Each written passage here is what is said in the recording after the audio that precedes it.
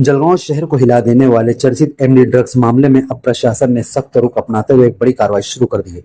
इस मामले में गिरफ्तार रईस देशमुख के सुप्रीम कॉलोनी स्थित घर के सामने बनी 2 अवैध दुकानों पर गुरुवार को महानगर पालिका और एमआईडीसी पुलिस की संयुक्त टीम ने बुलडोजर चलाकर अतिक्रमण ध्वस्त कर दिया।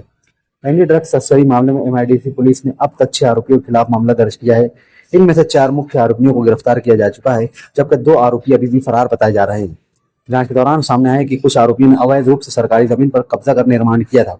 इसके बाद एमआईडीसी पुलिस ने महानगर पालिका को कार्रवाई के लिए पत्र भेजा था। महानगर पालिका के उपायुक्त पंकज गोसावी ने बताया कि पुलिस की सूचना के आधार पर रईस देशमुख द्वारा किए गए अवैध निर्माण और 2 दुकानों को हटाया गया है। साथ ही इस मामले के अन्य आरोपियों की संपत्तियों को भी जांच की जा रही है। जिन आरोपियों ने सरकारी जमीन पर अतिक्रमण किया है, उनके खिलाफ भी जल्द बुलडोजर कार्रवाई की जाएगी। प्रशासन की इस बड़ी कार्रवाई से शहर के ड्रग्स तस्करों और अपराधियों में हड़कंप मच गया है। पुलिस का कहना है कि अवैध कारोबार और अपराध से अर्जित संपत्तियों पर आगे भी सख्त कार्रवाई जारी रहेगी। मामले की आगे की जांच एमआईडीसी पुलिस कर रही है। कारवाई करण्यात आलेली आहे। नेमकी कोणावर कारवाई केली आणि काय कारवाई केलेली आहे? जळगाव शहरातील ड्रग्स प्रकरणातील आरोपी रईस देशमुख याचं सुप्रीम कॉलनीमध्ये जे घर आहे त्या घराचे जे बाहेर 2 शॉप्स होते ते अनधिकृत होते। यामध्ये पोलीस विभागाकडून आम्हाला पत्र प्राप्त झालं आहे यांच्या अनधिकृत दुकानांवरती घरावरती कारवाई करण्याबाबत।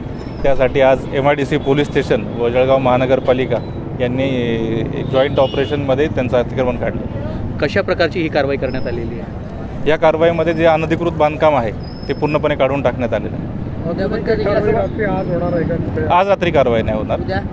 उद्या आता पुढील ॲक्शन काय असेल आपलं? पोलीस विभागाने सर्व 6 आरोपींच्या नावांविषयी पत्र दिले महानगरपालिकेला। मनपाच्या नगररचना विभागाकडनं, बांधकाम विभागाकडनं जिथे जिथे अनधिकृत बांधकाम आहे याची माहिती भेटताच अतिक्रमण विभागावर कारवाई करतात। गुन्हेगारांना आळा घालण्यासाठी संशयित आहेत, ड्रग्स प्रकरणातील संशयित आहेत आणि त्याच्या अनधिकृत बांधकामांवर महापालिका कारवाई करते, काय सत्य? हे पोलीस विभागाने आपल्याला पत्र दिलं आहे या आरोपींबाबत, त्यानुसार कारवाई सर। नाही, पण जे गुन्हेगार आहेत त्यांची बांधकामं अवैध आहेत का? सगळे 6च्या 6 नाही, सर्व 6 बांधकामांबाबत अजून माहिती प्राप्त नाही आहे। जशी माहिती प्राप्त होईल तशी आपण कारवाई। पण सर, अशी चर्चा होती की जे गुन्हेगार आहेत त्यांच्या घरावरती हातोडा पडणार आहेत। नेमकं काय, म्हणजे कशा पद्धतीची कारवाई असणार? जे गुन्हेगार आहे ज्यांनी दमदाटी करून अनधिकृत बांधकामं केली आहेत त्यांच्यावरती नक्कीच कारवाई। काही वेळापूर्वी एक नियोजित कारवाई होती अमजद शेखच्या वरती, ती मात्र झाल्याचं पाहायला मिळत नाही। अचानक रईस शेखकडे मोर्चा वळवला, काय नक्की? त्या घराबाबत मनपाच्या हद्दीबाबत स्पष्टता नव्हती। ते मनपा हद्दीत आहे की नाही ती स्पष्टता घेऊन आपण कारवाई करू। असे अनेक अतिक्रमण आहे त्यांच्यावर सुद्धा कारवाई होणार का? अनेक व्यावसायिक ज्यांनी अतिक्रमण करून ठेवलेलं आहे, जे व्यावसायिक अतिक्रमण आहे त्यांच्यावरती मनपामार्फत नक्कीच कारवाई होईल। अनेकदा आरोप करण्यात आलेला आहे की गोरगरिबांवर कारवाई करतात। नाही, असं कोणताही भेदभाव मनपाकडून केला जात नाही आहे। ज्यांचं बांधकाम अधिकृत आहे त्यांच्यावरती कारवाई होईल। ठीक.